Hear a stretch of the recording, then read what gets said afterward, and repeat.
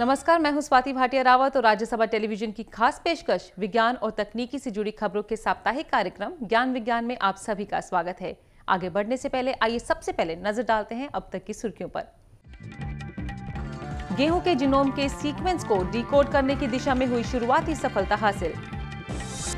वैज्ञानिकों ने खोजी नैनो टेक्नोलॉजी की मदद से पानी में आर्सेनिक की मात्रा कम करने की तकनीक। चावल में आर्सेनिक की मात्रा पर किया जाएगा अब नियंत्रण। ब्राजीलियन अर्थ स्टेशन अब करेगा भारत के रिमोट सेंसिंग सैटेलाइट डाटा का प्रयोग। फसलों के उत्पादन में वृद्धि के साथ ही जरूरी है फसलों में न्यूट्रिशन एवं पोषक तत्वों का होना।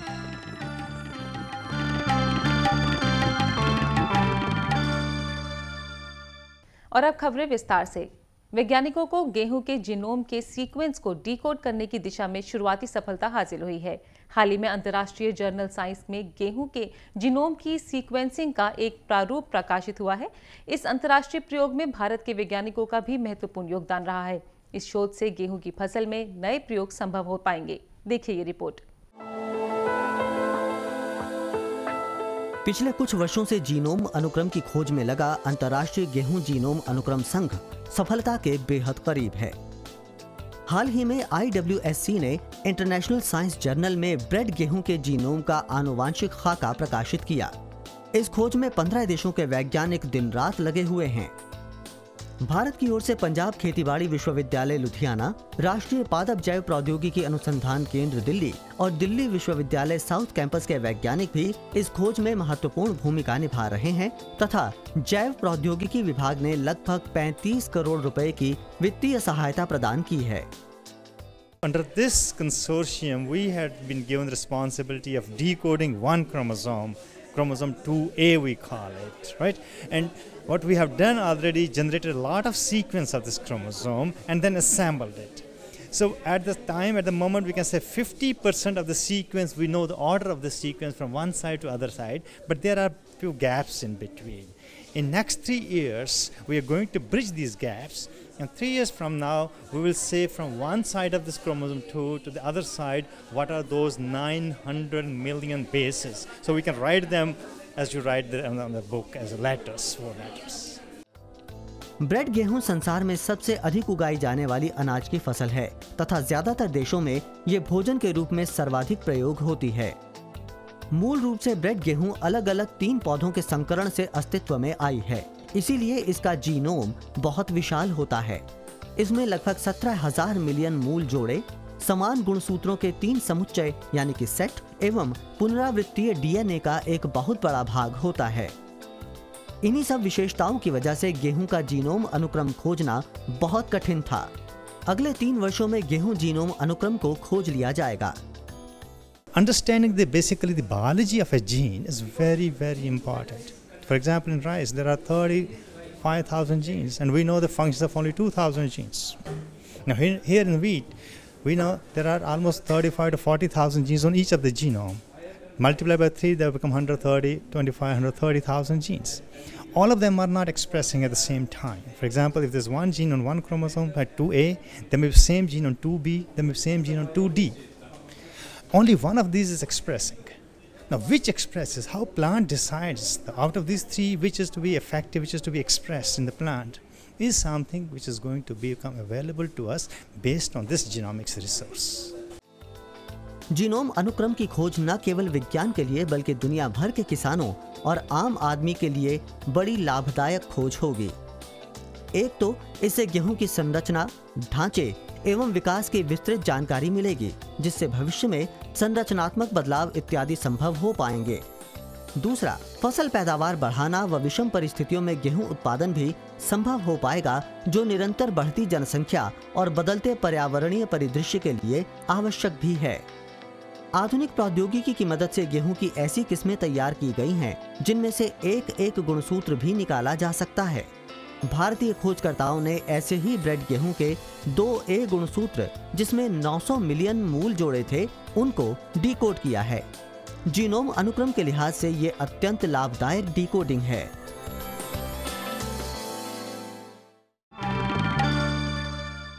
देश के बहुत से हिस्सों में लोग आर्सेनिक और आयरन की अधिकता वाला पानी पीने को मजबूर हैं।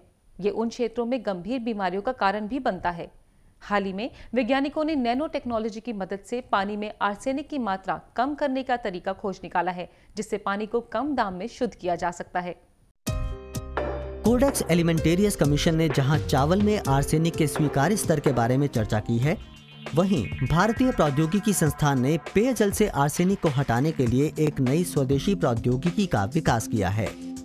इस नवाचार तकनीक को arsenic and metal removal by Indian technology यानी अमृत नाम दिया गया है।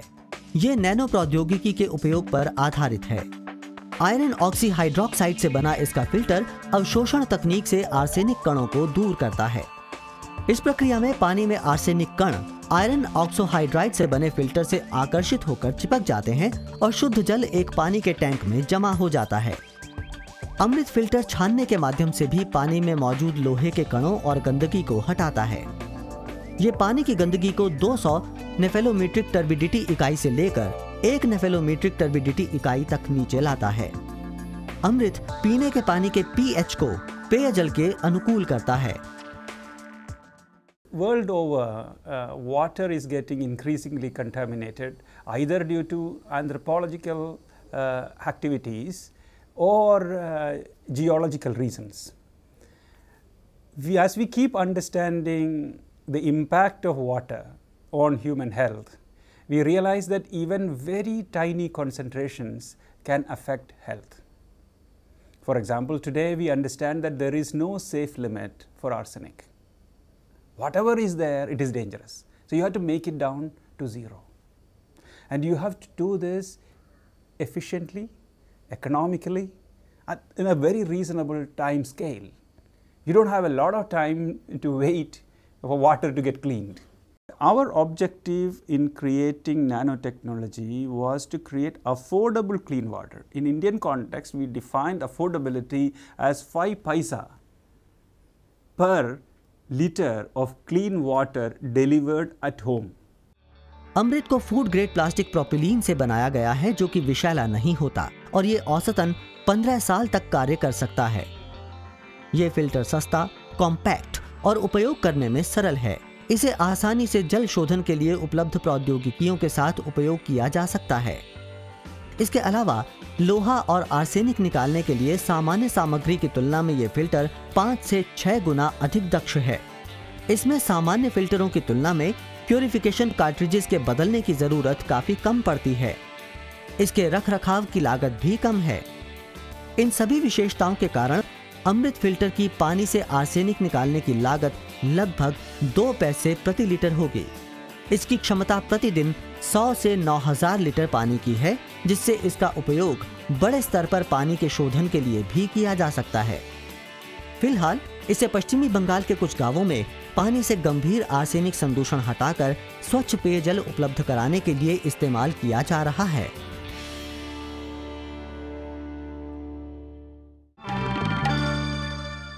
अंतर्राष्ट्रीय संगठन द कोडेक्स एलिमेंटेरियस कमीशन ने जिनेवा में चल रही अपनी सालाना बैठक में चावल की गुणवत्ता से जुड़ा एक बहुत ही अहम फैसला लिया है। कोडेक्स कमीशन ने चावल में आर्सेनिक की मात्रा पर नियंत्रण बनाने के लिए इसका एक मानक तय कर दिया है, जिसके अनुसार 1 किलो चावल में आर्सेनिक की मात्रा 0.02 मिलीग्राम से अधिक नहीं होनी चाहिए। पेश है ये रिपोर्ट। खाद्यान्न मानदंड कार्यक्रम संबंधी गठित अंतर सरकारी संस्था द कोडेक्स एलिमेंटेरियस कमीशन ने जिनेवा में संपन्न अपनी वार्षिक बैठक में चावल की गुणवत्ता के संबंध में एक महत्वपूर्ण घोषणा की है। इस घोषणा के अनुसार मानव के आहार योग्य चावल में आर्सेनिक यानी संखिया की मात्रा प्रति किलोग्राम 0.02 ग्राम से अधिक नहीं होनी चाहिए। ये निर्णय हाल ही में किए गए एक शोध के नतीजों को देखते हुए लिया गया है। इस शोध से ये तथ्य सामने आया है कि पानी और मिट्टी के साथ घुलकर कैंसरकारी प्रदूषक आर्सेनिक चावल को प्रदूषित कर रहा है। भूमि में आर्सेनिक की मात्रा अधिक होने के कारण एशियाई देशों में ये समस्या ज्यादा गंभीर है। आर्सेनिक ट्यूबवेल के सिंचाई के जल के माध्यम से फसलों में, विशेषकर चावलों में तेजी से पहुंचता है। लंबे समय तक ऐसे संदूषित चावलों के खाने से मानव में हृदय एवं तंत्रिका तंत्र संबंधी विकारों के साथ ही मधुमेह एवं कैंसर रोग की संभावना बढ़ जाती है। बांग्लादेश, भारत, कंबोडिया, चीन एवं वियतनाम आदि देशों में आर्सेनिक प्रदूषण एक प्रमुख समस्या के रूप में उभरा है। The codex Alimentarius commission (CAC) खाद्यान्न मानदंड कार्यक्रम संबंधी गठित एक अंतर सरकारी संस्था है जो विश्व खाद्य संगठन एवं विश्व स्वास्थ्य संगठन के नियमों को लागू कराने के लिए प्रयासरत है। इसकी स्थापना सन 1961 में आयोजित विश्व खाद्य संगठन के सम्मेलन एवं सन 1963 में विश्व स्वास्थ्य सभा में पारित संकल्पों के माध्यम से की गई। इसका प्राथमिक उद्देश्य उपभोक्ताओं के स्वास्थ्य की रक्षा करना एवं खाद्यान्नों से संबंधित अंतर्राष्ट्रीय मानदंड स्थापित करके उनके व्यापार को बढ़ावा देना है। विश्व खाद्य संगठन एवं विश्व स्वास्थ्य संगठन के सभी सदस्य इस संस्था के सदस्य हो सकते हैं। वर्तमान में द कोडेक्स एलिमेंटेरियस कमीशन के 185 देश सदस्य हैं।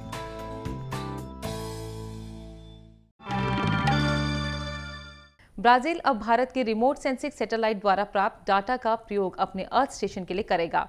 हाल ही में ब्राजील और भारत के बीच इस संबंध में करार किया गया है, जिसके अनुसार इसरो के रिमोट सेंसिंग सैटेलाइट के डाटा को ब्राजील की स्पेस रिसर्च संस्थान अपने अर्थ स्टेशन के लिए प्रयोग करेगी।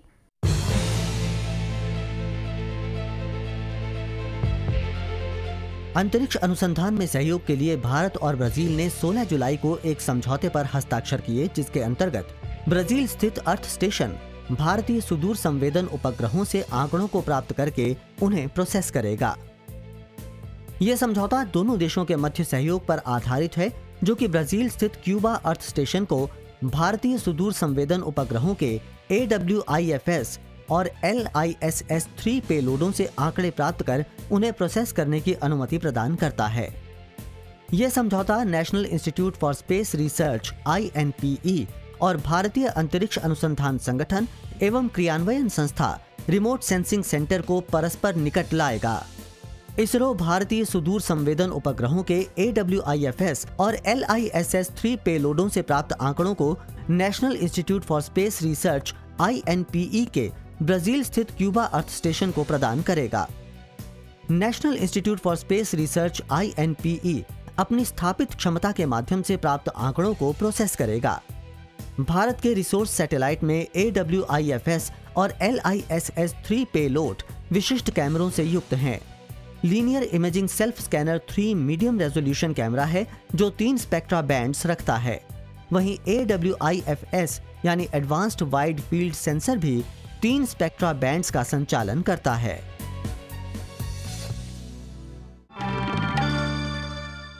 और अब खबर डायनासोर से जुड़ी हुई।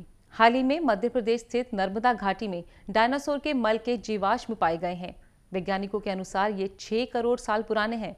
हालांकि इस क्षेत्र में पहले भी डायनासोर के अंडे और हड्डियां पाई गई हैं, पर यह पहली बार है जब यहां से डायनासोर के मल के जीवाश्म को ढूंढा गया है। एक नए रोमांचक अध्ययन में पृथ्वी के विकासवादी अतीत के बारे में दिलचस्प जानकारी मिली है, जिसके अनुसार जीवाश्म विज्ञानियों ने मध्य प्रदेश की नर्मदा घाटी से पहली बार डायनासोर के 6 करोड़ साल पुराने दुर्लभ जीवाश्म मल की खोज की है। ये जीवाश्म धार जिले में प्रसिद्ध पर्यटन स्थल मांडू के पास उमरबान क्षेत्र से मिले हैं। मल के जीवाश्म का वैज्ञानिक नाम कॉर्पोलाइट होता है। खोजे गए जीवाश्म मल के अध्ययन से इस विशाल प्रजाति के जीवन, उनके खानपान की आदतों और पाचन तंत्र के बारे में जानकारी प्राप्त होगी। इस अध्ययन के प्रमुख जीवाश्म विज्ञानी डॉक्टर विशाल वर्मा के अनुसार ये जीवाश्म मल भारत में डायनासोर की अंतिम पीढ़ी के हैं। ये जीव लगभग 6 करोड़ साल पहले घटित गंभीर ज्वालामुखी विस्फोट के बाद विलुप्त हो गए थे। हालांकि डायनासोर की हड्डियां और अंडे नर्मदा घाटी में पहले ही खोजे जा चुके हैं, लेकिन पहली बार इस भौगोलिक क्षेत्र में जीवाश्म मल पाया गया है। ये जीवाश्म मल धार जिले के बाग क्षेत्र में स्थित राष्ट्रीय डायनासोर जीवाश्म पार्क में संरक्षित रखा जाएगा। इसके अलावा महाराष्ट्र में पिसडुरा गांव में भी डायनासोर के मल जीवाश्म मिले हैं।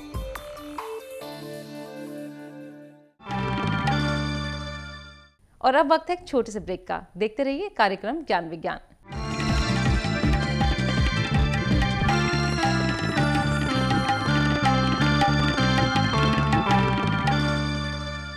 ब्रेक के बाद एक बार फिर आप सभी का स्वागत है। आप देख रहे हैं राज्यसभा टेलीविजन का खास कार्यक्रम ज्ञान विज्ञान। दुनिया भर में न केवल खाद्यान्न की उपलब्धता पर जोर दिया जा रहा है, बल्कि फसलों में न्यूट्रिशन और पोषक तत्वों से भरपूर होने की भी जरूरत पर जोर दिया गया है। परंपरागत रूप से ऐसी बहुत सी फसलें हैं जिनमें पोषक तत्व उपयुक्त मात्रा में होते हैं, लेकिन उनका प्रचलन कम है। आज हम अपने सेगमेंट खोज खबर में इसी विषय पर चर्चा करेंगे कि पोषक फसलों को बढ़ावा देने की क्यों जरूरत है।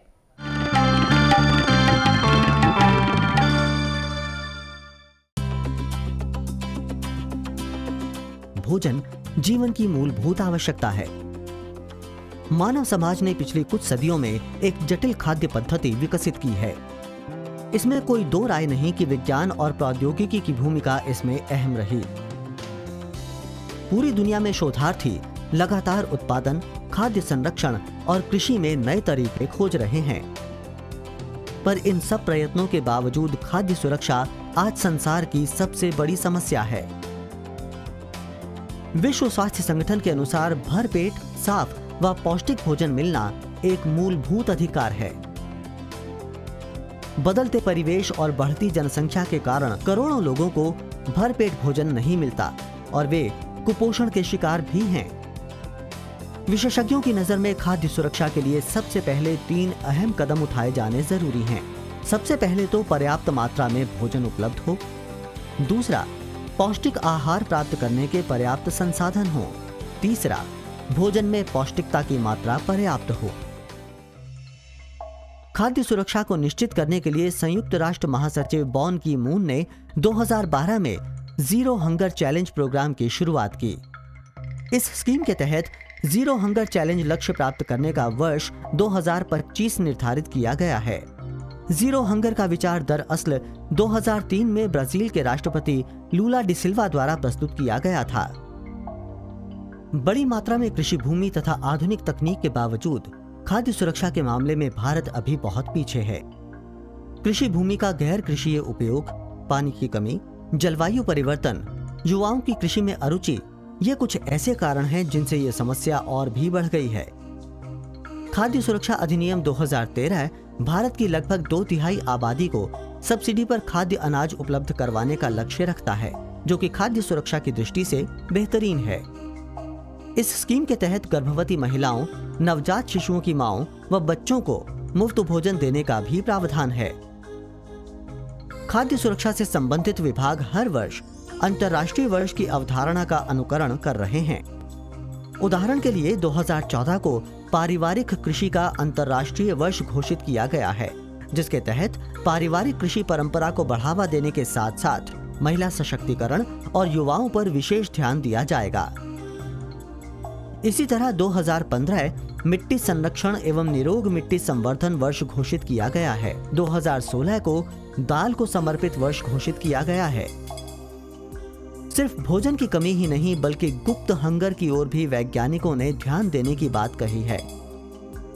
भोजन में सूक्ष्म पोषक तत्वों जैसे आयरन, जिंक, आयोडीन इत्यादि की कमी से होने वाले कुपोषण को गुप्त हंगर कहा जाता है। इसको रोकने के लिए शोधकर्ताओं ने प्राकृतिक बायोफोर्टिफाइड पौधे जैसे कि moringa, sweet potato, bed fruit वगैरह की खेती और खपत का सुझाव दिया है। गेहूं और चावल जैसे खाद्यान्नों को परंपरागत पौधा प्रजनन तकनीक से विकसित करके, जो कि सूक्ष्म पोषक तत्वों से परिपूर्ण है, इस समस्या का निवारण शुरू कर दिया है।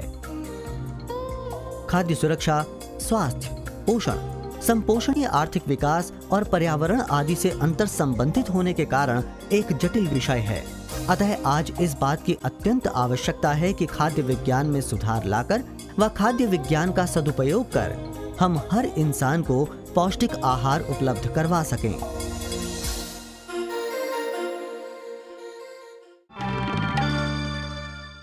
और क्या है इस सप्ताह में इतिहास का योगदान, जानेंगे अपने सेगमेंट इतिहास के पन्नों में।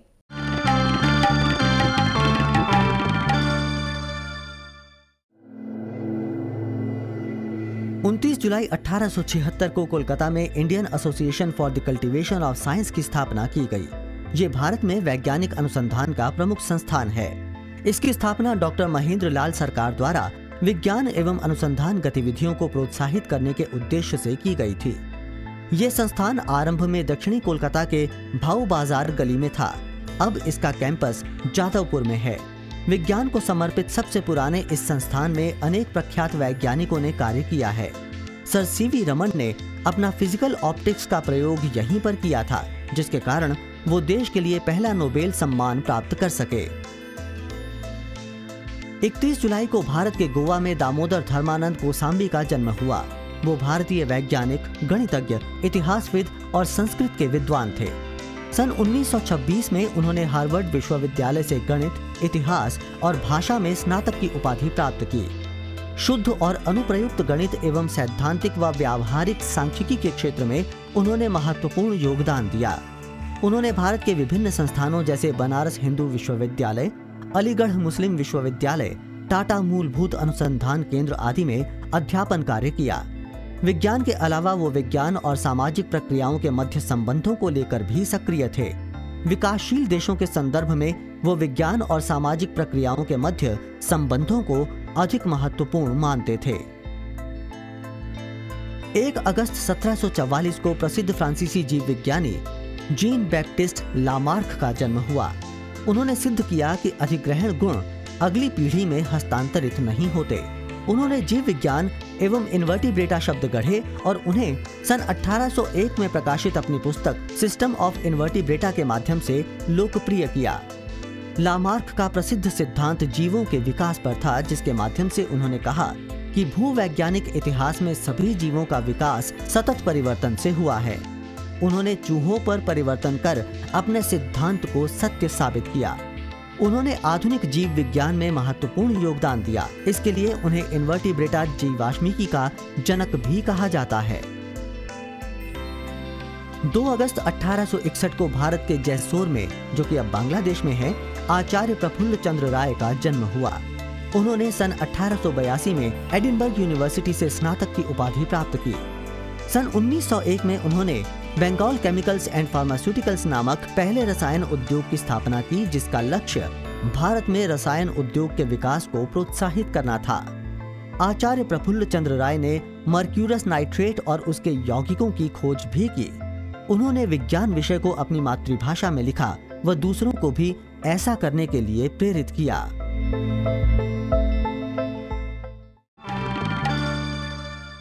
और अब जाने से पहले साइंस एक्सप्रेस में नजर डालते हैं देश विदेश में होने वाली कुछ अन्य मुख्य वैज्ञानिक गतिविधियों पर।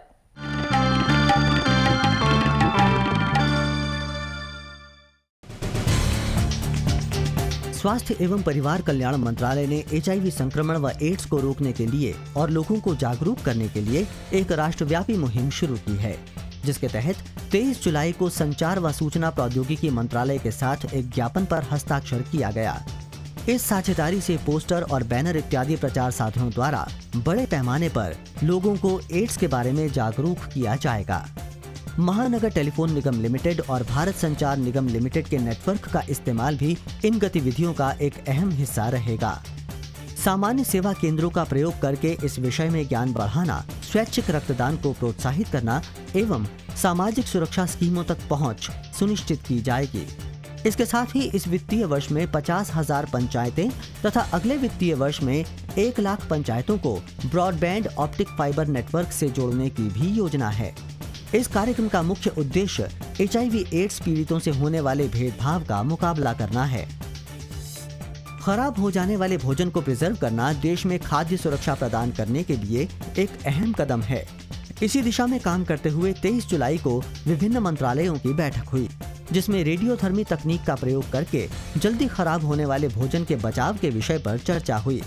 इस बैठक में सड़क परिवहन और राजमार्ग एवं नौवहन मंत्रालय, कृषि मंत्रालय, उपभोक्ता मामले मंत्रालय, खाद्य और सार्वजनिक वितरण मंत्रालय, पूर्वोत्तर क्षेत्र विकास मंत्रालय, विदेश और प्रवासी भारतीय मामलों के मंत्रालय के अधिकारियों ने कृषि उत्पादों को खराब होने से बचाने एवं राष्ट्रीय आहार अपव्यय में कमी लाने के लिए विकिरणों के उपयोग की संभावनाओं पर विचार किया। राष्ट्रीय राजमार्ग एवं राज्य राजमार्गों के नजदीक लगे सरकारी अस्पतालों में आपातकालीन सेवाओं को बेहतर बनाने के लिए स्वास्थ्य एवं परिवार कल्याण मंत्रालय अब राज्य सरकारों के साथ मिलकर काम करेगा। इसका मकसद राजमार्गों पर हर 100 किलोमीटर बाद ट्रॉमा सुविधा उपलब्ध करवाना है। इससे ये संभव हो पाएगा कि इलाज के लिए किसी भी दुर्घटनाग्रस्त व्यक्ति को 50 किलोमीटर से अधिक दूर ना जाना पड़े। असल में ये योजना 11वीं पंचवर्षीय योजना के दौरान शुरू हो चुकी है। इसके दौरान निर्णय लिया गया था कि 5,846 किलोमीटर लंबा स्वर्ण चतुर्भुज कॉरिडोर और 7,716 किलोमीटर लंबे उत्तर दक्षिण पूर्व पश्चिमी कॉरिडोर में तकरीबन 140 ट्रॉमा केंद्रों का निर्माण किया जाएगा। 12वीं पंचवर्षीय योजना के अंतर्गत राष्ट्रीय एवं राजमार्गों के नजदीक पड़ने वाले सरकारी अस्पतालों में 85 नए ट्रॉमा केंद्र खोले जाएंगे। 17 जुलाई को DRDO ने उत्तराखंड में देहरादून में हिमालय पर्यावरण अध्ययन एवं संरक्षण संगठन के नजदीक सामान्य जन के लिए पर्वतीय पुल राष्ट्र को समर्पित किया। ये स्टील से बना हुआ 13.5 मीटर लंबा और 1.5 मीटर चौड़ा पुल है। पर्वतीय क्षेत्रों में आपातकालीन परिस्थितियों से निपटने के लिए इस पुल को बनाया गया है। आपातकालीन स्थिति में इसे 2 से 3 घंटों के भीतर बनाया जा सकता है। पिछले साल आई भीषण बाढ़ जैसी आपदाओं में ये बहुत उपयोगकारी सिद्ध हो सकता है। विज्ञान और तकनीक के क्षेत्र में भारत के सम्मान में एक और अध्याय जुड़ गया है।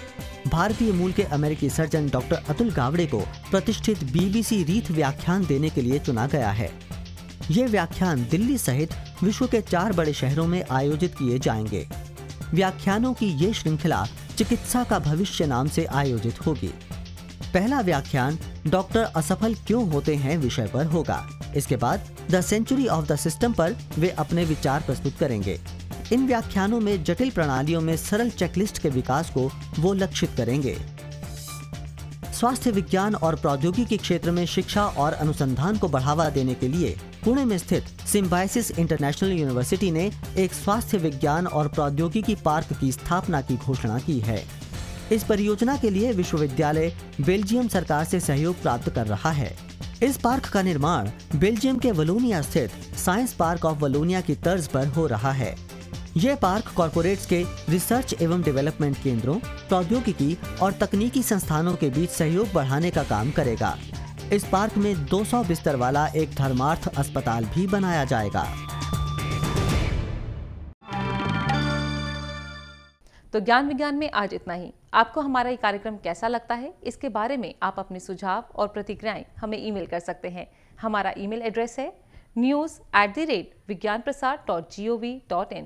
आप चाहें तो हमें पत्र भी लिख सकते हैं। हमारा पता है विज्ञान प्रसार C24 कुतुब इंस्टीट्यूशनल एरिया, नई दिल्ली 110016। तो आज के लिए इतना ही। विज्ञान और तकनीकी से जुड़ी खबरों के इस साप्ताहिक कार्यक्रम ज्ञान विज्ञान में अगले हफ्ते फिर होगी मुलाकात। तब तक के लिए हमें दीजिए इजाजत और देखते रहिए राज्यसभा टेलीविजन। नमस्कार।